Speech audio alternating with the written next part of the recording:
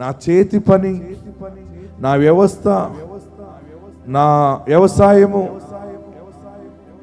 నాకు అప్పగించిన ప్రతిదీని నువ్వు స్థాపిస్తే దాన్ని ఎవరు కూల్చలేరు, ఎవరు కదల్చలేరు. రెండు చేతులు ఆకాశం వైపు చాపి నిన్ను క్షమించానని చెప్పాడు ఆయన. నువ్వు ఎలకోల మాటలు, ఎటకారాలు మాట్లాడి పాపం చేసి దేవుని దూరం అయిపోయావా?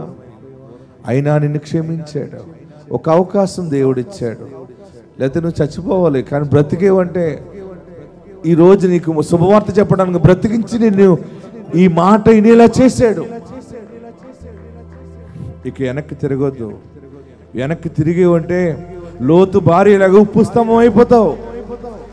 నా పాపం క్షమించు బాబు, ఇక నేను పరిశుద్ధతలో కట్టబడతాను, పవిత్రతలో కట్టబడతాను, వాక్యానుసారమైన దైవ భయం కలిగి ఉంటాను, క్రీస్తుని నీ నామాన్ని ధరించుకుంటాను బాబు.